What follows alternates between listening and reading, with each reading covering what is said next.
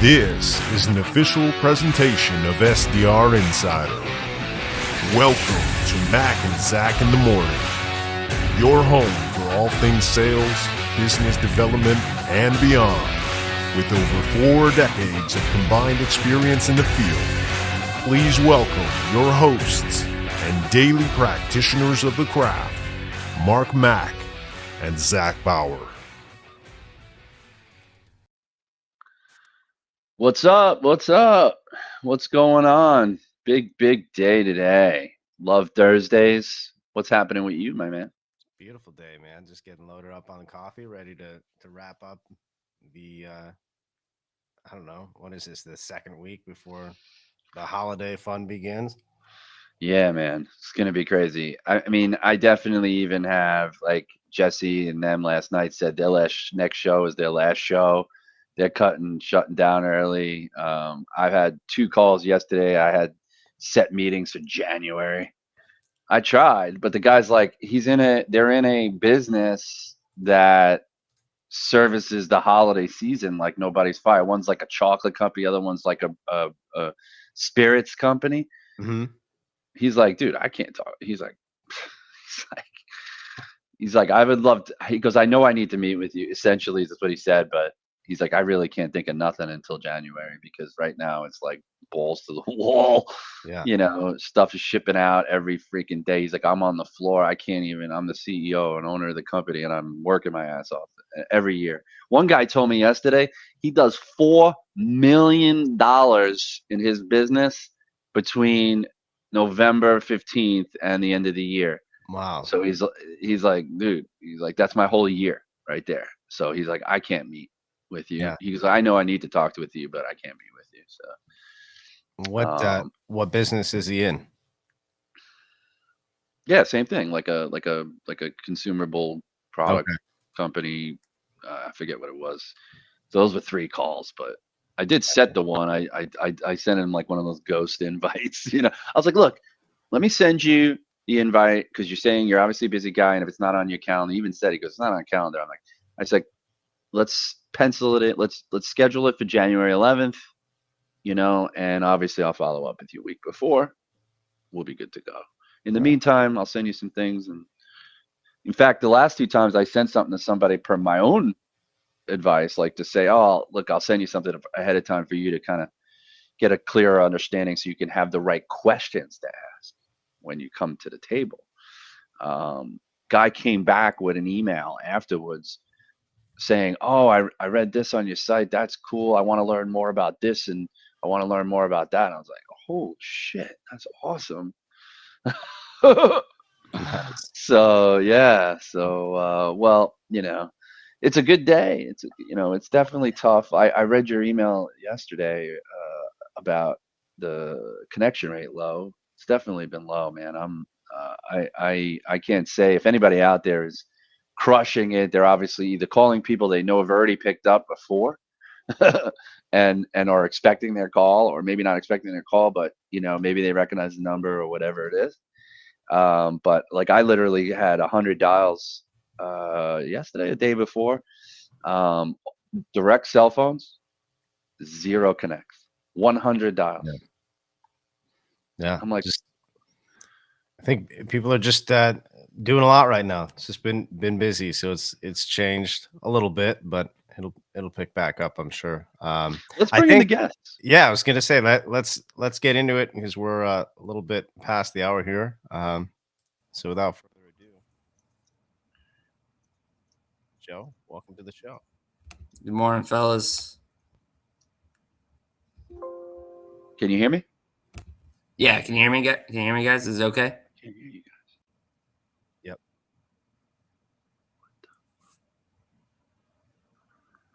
Got your mark? Yeah, Zach, I can't hear you guys for some reason. Can you hear me? Yeah, I gotcha. Yeah. It's my headset. So give me 1 second. You guys can. All right. Yeah, so Jeff, give us a bit of your background. It looks like you've got kind of a storied path going from what you were doing previously to BDR land. So I'd love to hear about it. Yeah, so Before I was a BDR, I was inside sales rep. Well, I was inside sales rep after I graduated with my master's from Gonzaga University. Went into UPS to become inside sales rep. There, it wasn't really any cold calling, just holding an account base. After that, was promoted to a team lead position where I actually managed a sales team, helped them reach their goals, uh, helped them close sales, and I enjoyed that a lot. It was a fun position leading my team, but again, after 18 months, I got promoted to outside sales account executive. Um, and after about 6 months with UPS as an account executive role, I decided to take a step back in responsibilities and join Shipware as a BDR. Kind of my first time ever doing real cold calls, and it was a grind. And there's days I enjoyed and days were less enjoyable, especially when you're making over 100 dials and nobody's picking up. It just happens. But and then just this past Tuesday, I got the news that a lot of other people have uh, across the country and in the tech industry that they were getting laid off. So here I am. Can you hear me now? Loud and clear. All right. Yeah, even though this new headset's great, Headset Advisor, which is not one of our sponsors, but certainly can be if they like.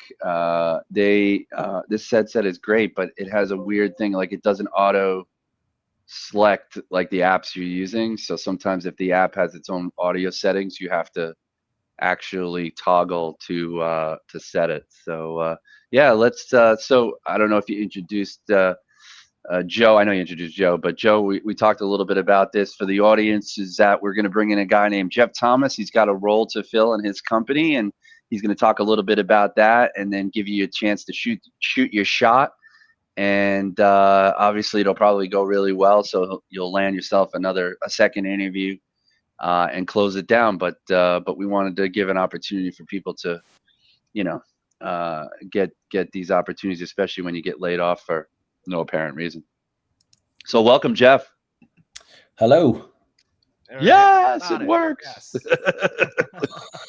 My apologies, guys. I'm using a Mac, and my default is Safari, I guess, and no one likes Safari. So I'm on in Chrome now. So shout out to Chrome for saving the day. Anyway, thanks for having me, guys. Really. Yeah, absolutely. So Jeff, I mean, you know what's going on in this industry. I mean, and Joe just told his story. It's working really hard and closing deals and setting meetings, and then all of a sudden you even have some companies send people away. Like our guest last week, they sent him to a trade show, like in his first trade show ever, tropical place, has a great time, comes back, gets let go. Same thing here. You're doing really well. Even BDR leaders, their team's crushing it. All of a sudden, and it's like, whoa, right? What do we do? And so, the old traditional way of sending out resumes, while I'm sure as a leader you probably parse through resumes daily, but ultimately using your network and using forums and things, or Rev Genius or whatever, to maybe reach out to people and SDR your way to a job is really what people, or what we've been promoting here and on some of the other communities that we're involved in. And so Zach and I just thought, hey, look, with all these people being let go, we got to do something about it. So we really thank you for giving Joe the opportunity, giving us the opportunity to help some people out there, and we thank you for that. So if you just want to tell us a little bit about you, yourself, the company, and maybe the role.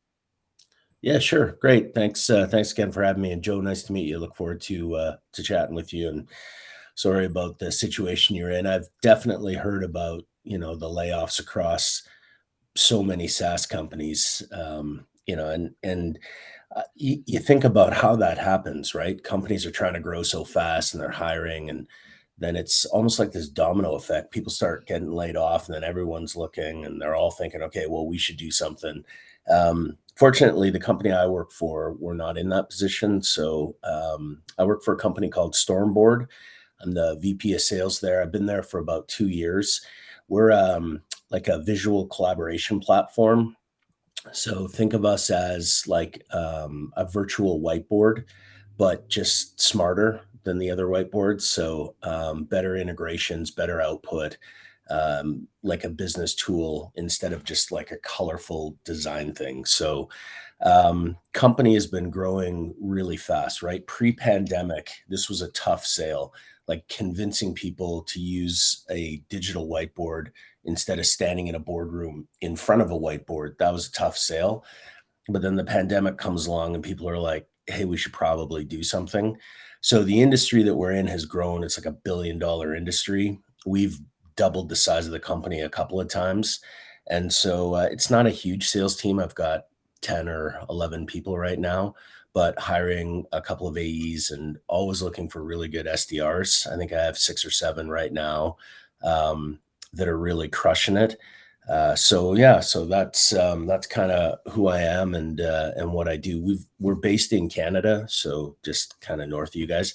I think I heard at one point someone talking about the weather. Maybe that was earlier on when I was listening.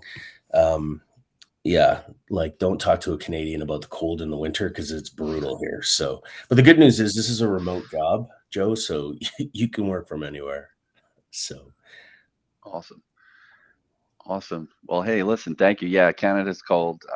We're all in the Northeast. Zach is in Michigan, so very close to Canada, nice. and we understand what that's like. We're all So cold weather people. So I can tell you a little bit about the gig. It's a pretty traditional SDR type role. So we use a couple of different sources for intent data, and we assign companies to the SDRs and let them spend some time. So we get first party intent data and we get third party intent data, and we give the SDR reps a list of companies literally every week, and we allow them to build their cadences over time so that they connect with a lot of people. Some of our customers and prospects are some of the biggest companies on the planet, so those are not one and done quick calls and you're in. And so what we've done is we've built out this like a territory for each of the reps, and we let them really research the company and get involved in it, and start their reach out across multiple people in the buying group. And we've had some pretty dramatic success over the last few months as we've really started to dial this in. It's a really good team where we're meeting several times a week. We do the traditional stuff like we're role playing and testing each other. We do a little daily warm up every day to kind of get our mouths ready for the phones. We do film review where we're listening to calls and we're giving feedback every week, and people are volunteering what calls went well or what were really shitty that they want to kind of review and see why. Hopefully I can swear. Sorry guys. Yeah. Sales leader, I swear a lot. So it's all right. But anyway, yeah, so that's the job. And as with any SDR role, I like to promote SDRs into other open spots. So a couple of mid-market roles that we have gone to SDRs. We had an SDR move into marketing, wanted to do social media. We had another one move into sales operations. So it's really an entry point into the company and into the sales team, which again is pretty traditional, I think. So yeah, that's the role that we're looking for, Joe. Awesome. Yeah, that sounds very interesting. So give you a couple of minutes just to shoot your shot about you, your backgrounds, why you think you'd be good for the role. And then I think Jeff's got 1 or 2 questions he's going to ask.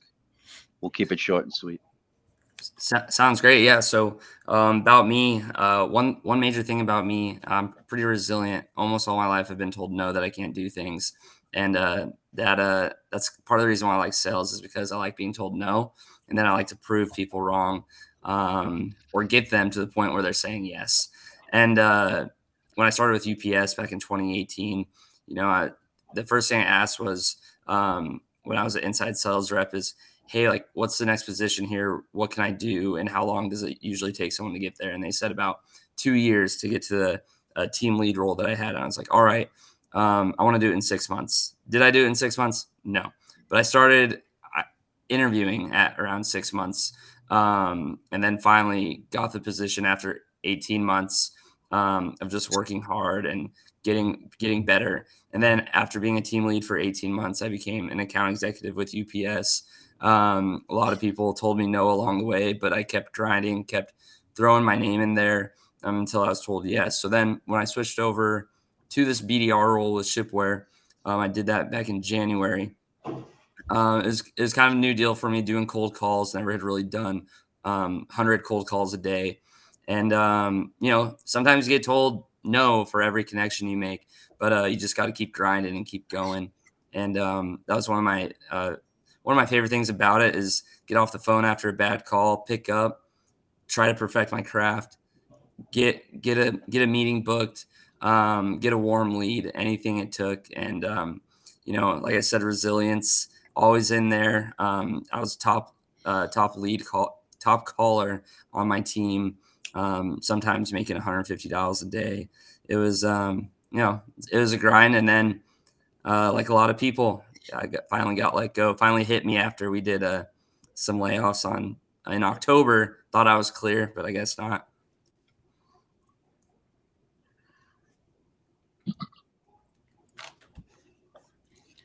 Yeah. So do you want me to ask my question? Sorry. Yeah, sorry about that. I was answering some people in the chat.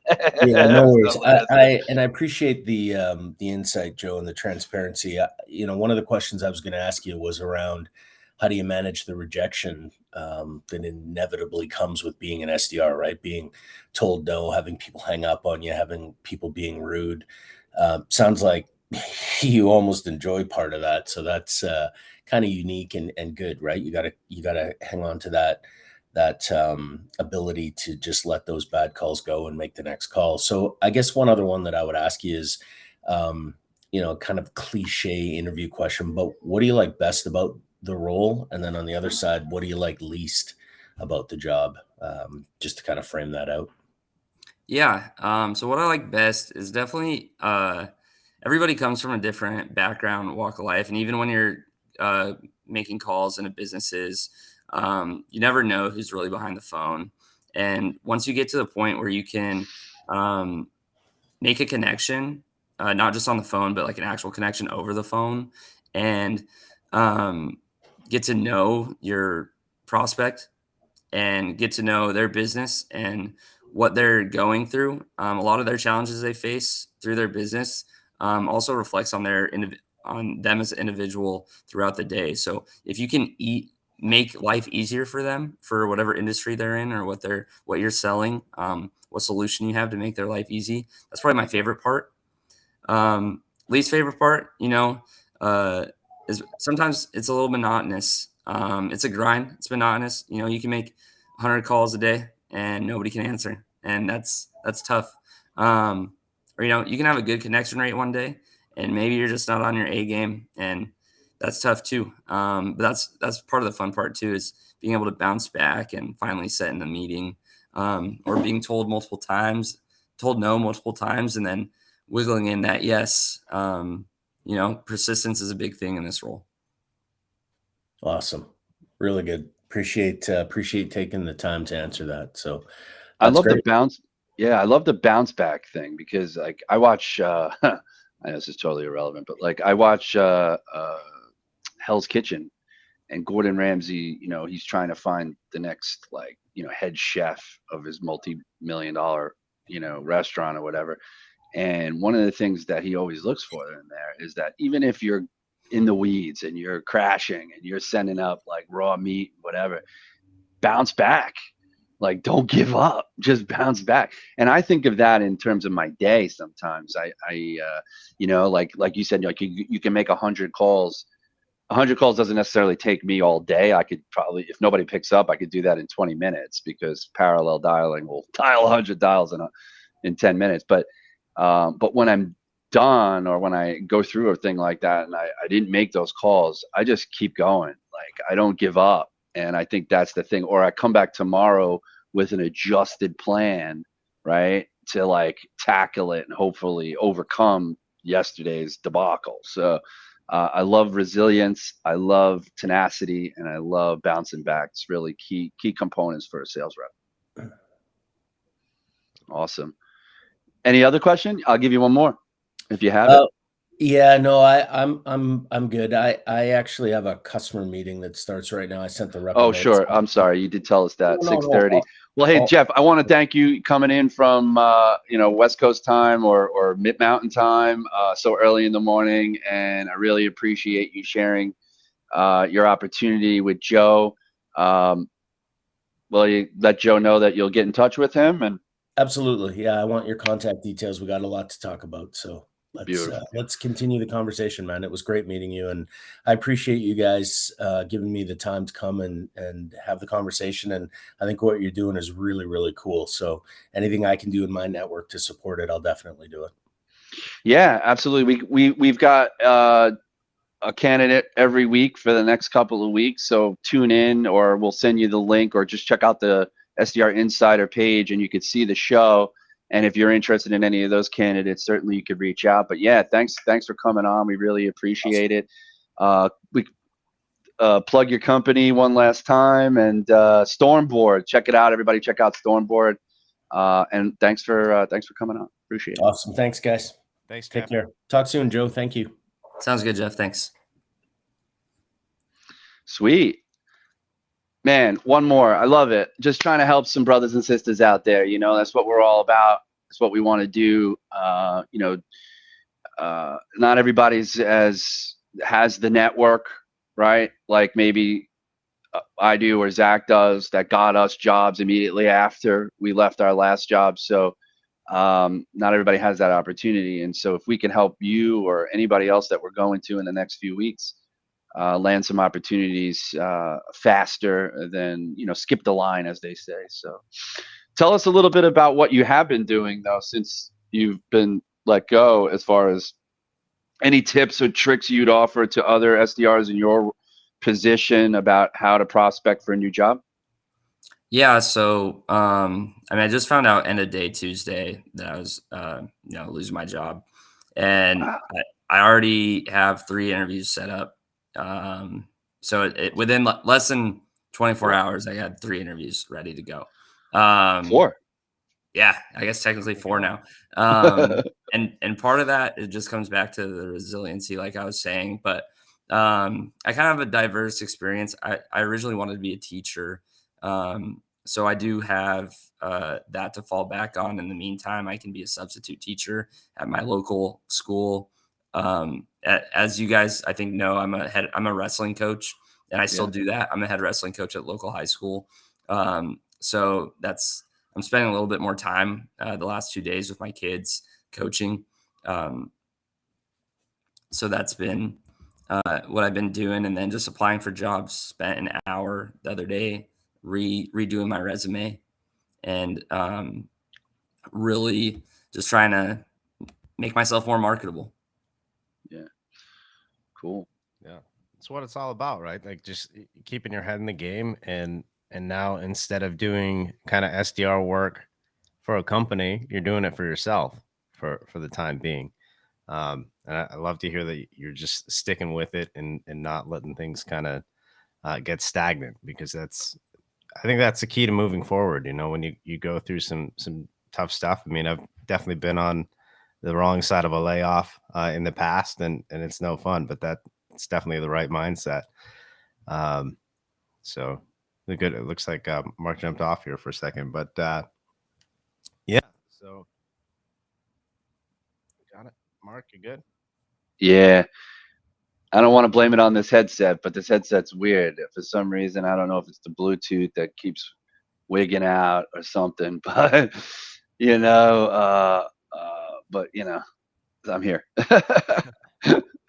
SDR your way into a new role, but then make sure to close and get the position. Thank you, Lauren. Absolutely.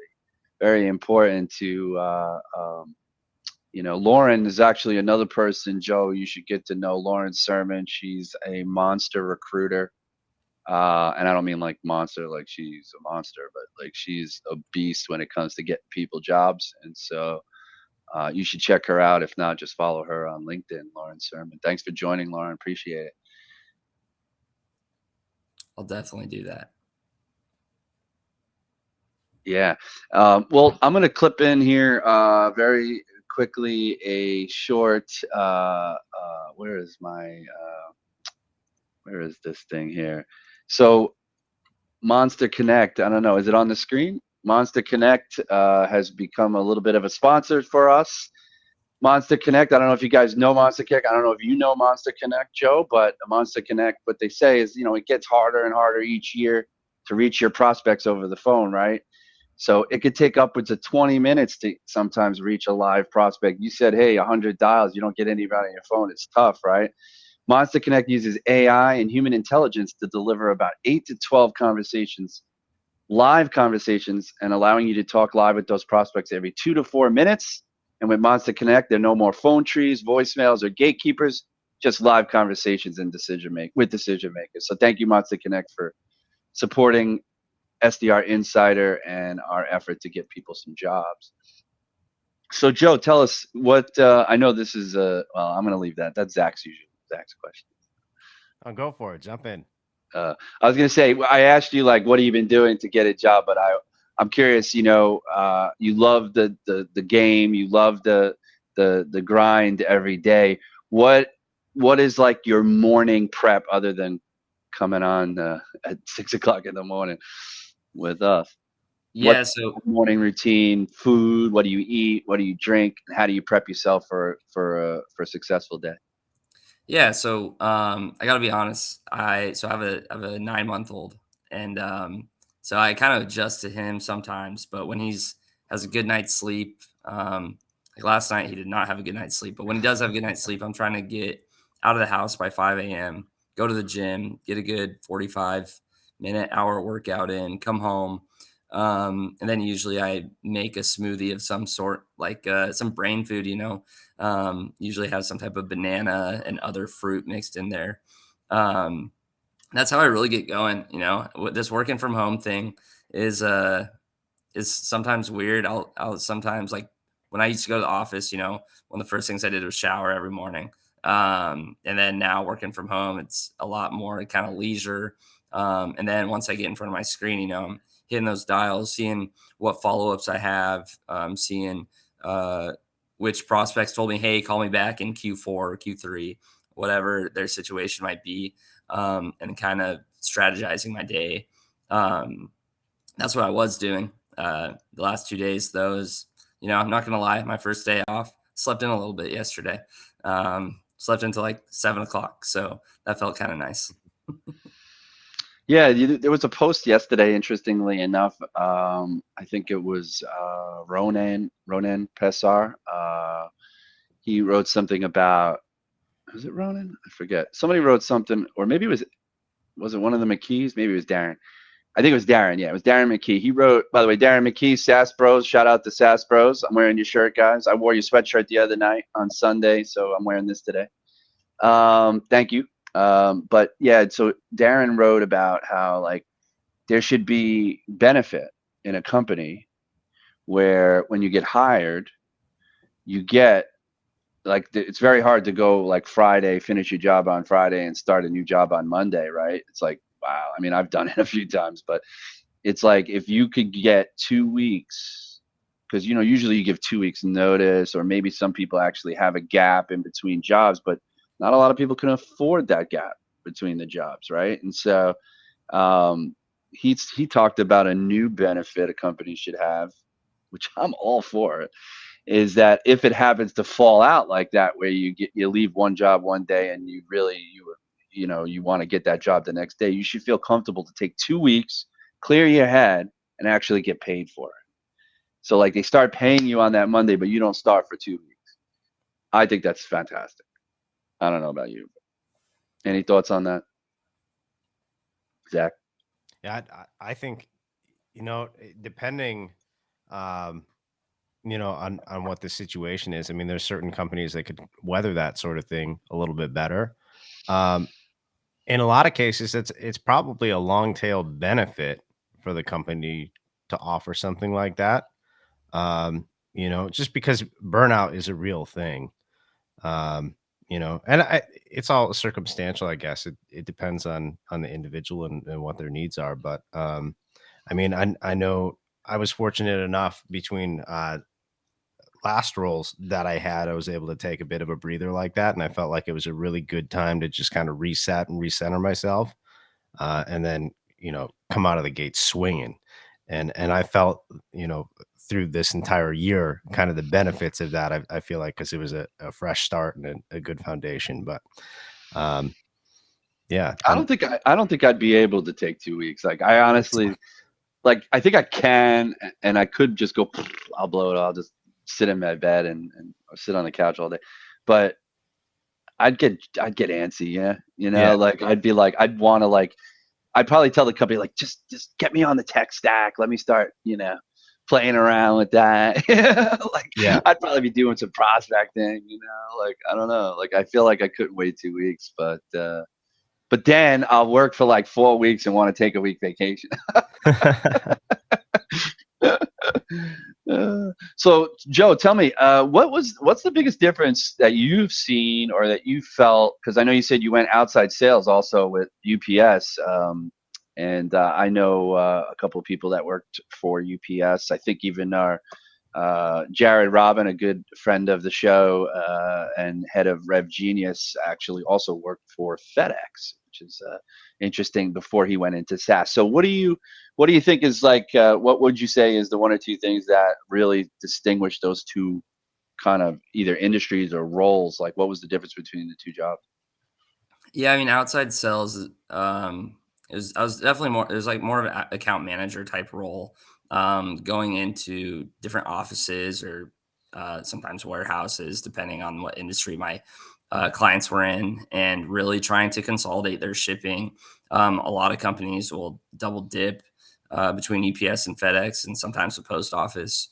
And so my job and goal was to get all their boxes just UPS by implementing different solutions that might be beneficial to the company based on what industry they were in, or whatever their setup was. And so really doing that kind of more direct, narrowed in type of sales versus going to strictly cold calling without an account base, just finding prospects that might be able to utilize our services and making cold calls. I mean, one big meeting I did book within like my first month on the job as a BDR was Comcast, which was huge. And that's a $1 billion company, and that was pretty cool to be able to set that up and have early success. But then the ebbs and flows of being a BDR, man. Like I was booking meetings like for 6 weeks, just going strong. Then I went on a 6-week cold streak, and then then you go on another hot streak. So it's kind of crazy. I had never really experienced anything like that before. Yeah. So that's the streaks were happening in the SaaS what's it called, shipware. Yeah. Oh, okay. Yeah. With UPS, it was very just even keeled, kind of same thing. No really highs and lows. Yeah. Kind of one of those things that a staple. I'm curious, Joe, how do you feel like your experience as an account executive played into your success as a BDR? Really knowing how to steer a conversation. So I would say like no matter the BDR, the connection, you being like getting connection, that's always going to be your biggest challenge. But once you're there, how you steer a conversation with a client, especially for me in the logistics industry, like I was talking to these clients as an old UPS rep. So I knew what they were going through. I knew what their pricing models looked like for UPS or FedEx. And being able to better explain like, hey, like, you can utilize our service at Shipware.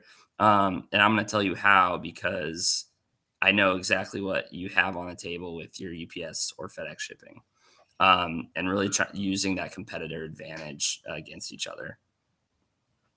Wow, So really, that's really interesting. I didn't make I thought I was going to make that connection, like taking UPS, your customers at UPS, and then going to Shipware and saying, well, UPS is analog, and in a way, and Shipware is digitally enhanced, and so wow, great way to craft an opener and 8 Mile them. Look, I know you're probably struggling with this. I know you probably don't have this and probably need this.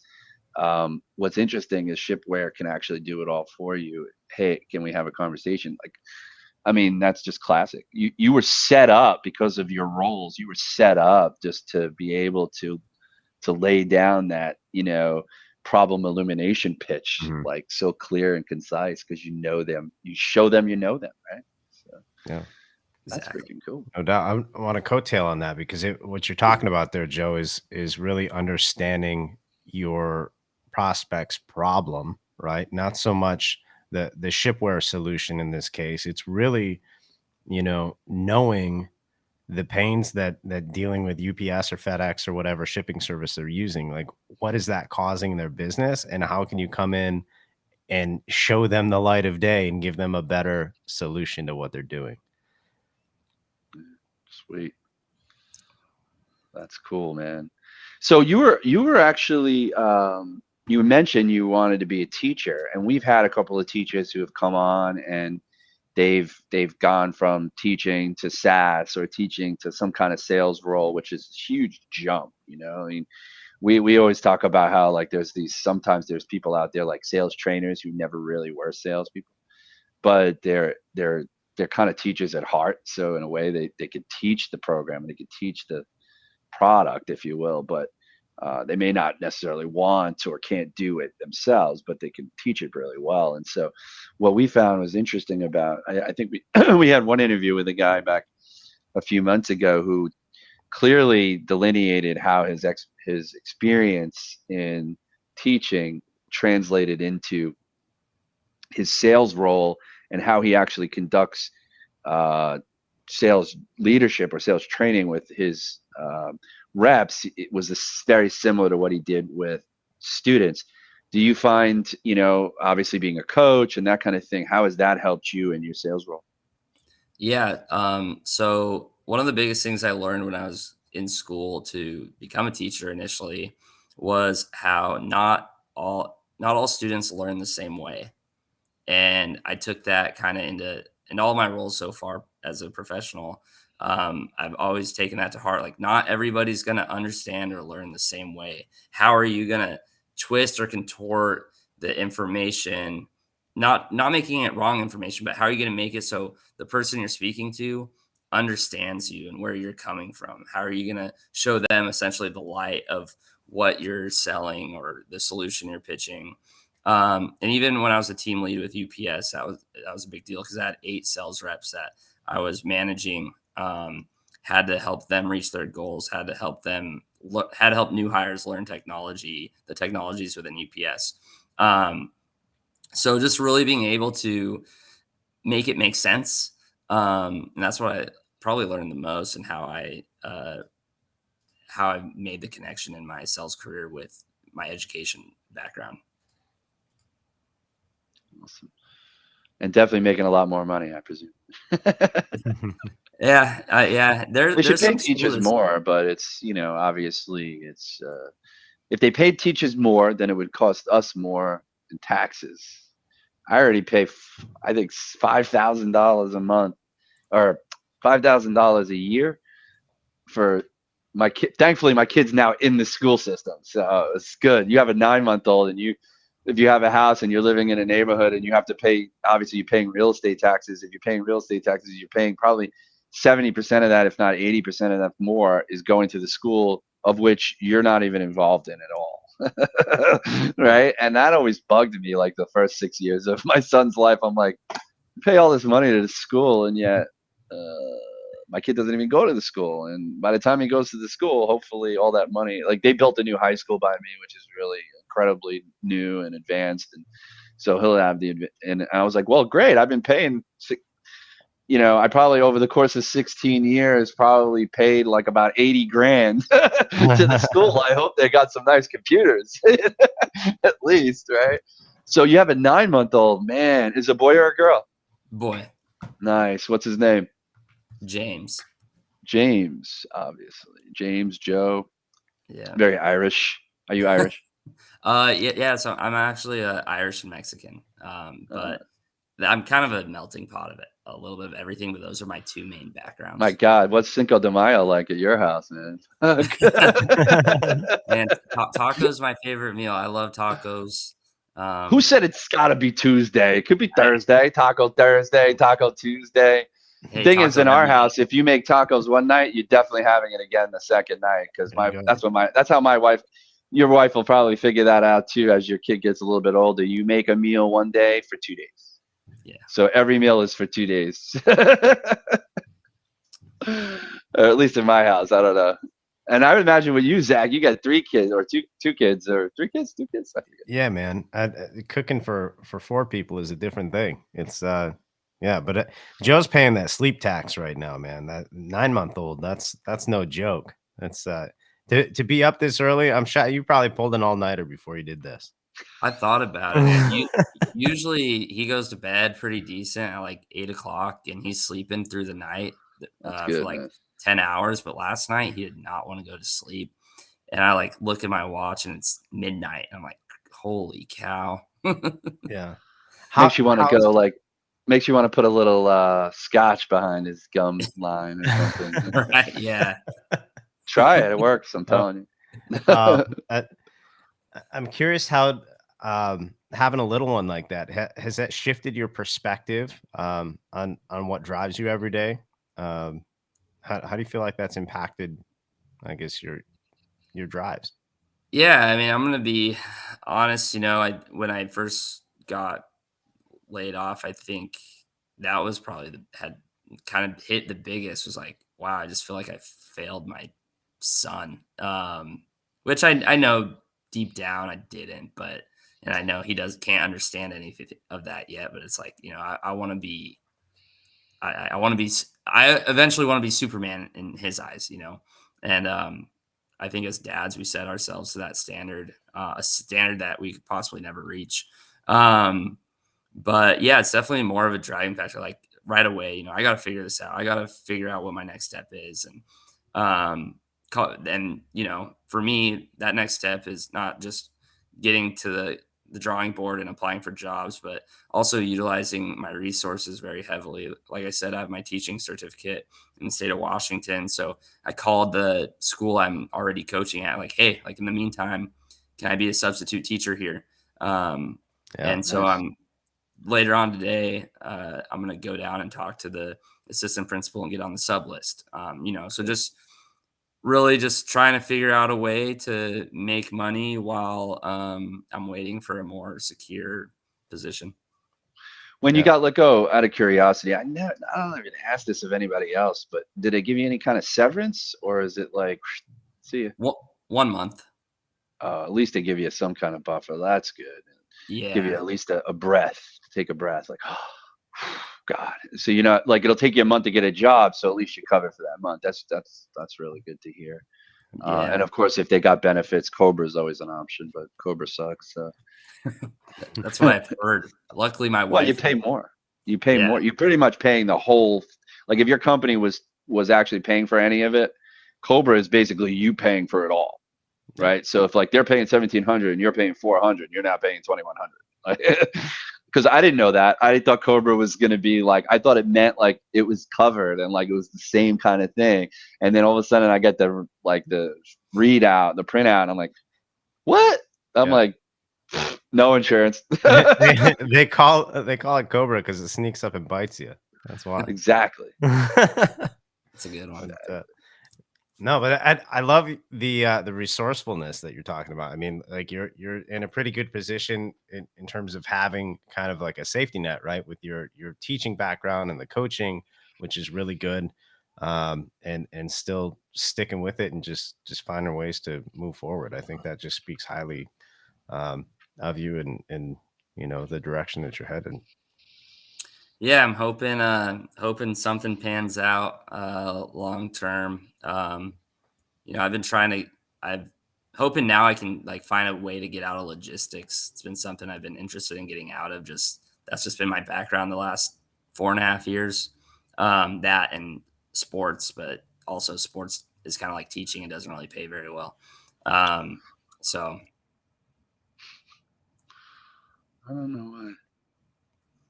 We'll see. Yeah, I can't hear you guys again, and I'm gonna be on the phone with this company today because I don't know why I keep losing it. But we're gonna wrap this up. But I'll let Zach wrap it up. But I'm just gonna add that the logistics and supply chain space is actually pretty hot. It's been very volatile the last couple of years. Obviously, there's supply chain issues. Everybody's looking to reduce their cost on shipping and stuff like that.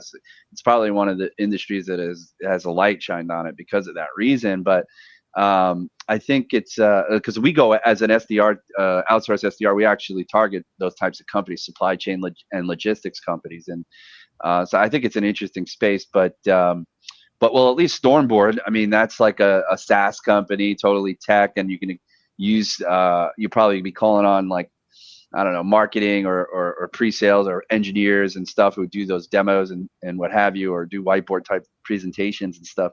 And so that's a pretty cool transition. Maybe just to add, what are the other, moving away from logistics? So what were the other two kind of things you have in the pipeline? What kind of companies? Yeah. So one was an audit company, did different types of auditing. And then the other one, was more of a startup. Honestly, it's still pretty early for me. I don't know the name of the company off the top of my head, but, it was more of a startup company within the tech space, which, I know a lot of the layoffs have been going on through tech, but startup would be interesting for me. I think it'd be a fun thing. Yeah, so it's a different world, but there's definitely a lot of upside and opportunity there. And I don't think the entire like tech industry has gone to hell, right? Like there's definitely some companies that maybe have been in difficult positions, and we're seeing some of the effects of that. But tons of opportunity out there, and I'm sure you're gonna land somewhere real soon. Want to wrap things up here. We're coming up on the top of the hour. Shout out again to Monster Connect for helping support the show. Appreciate Jeff stopping by today with Stormboard. Kind of a pre-interview here with Joe. And Joe, again, thank you for stopping by SDR Insider this morning. It's been great chatting with you, hearing your background and your story.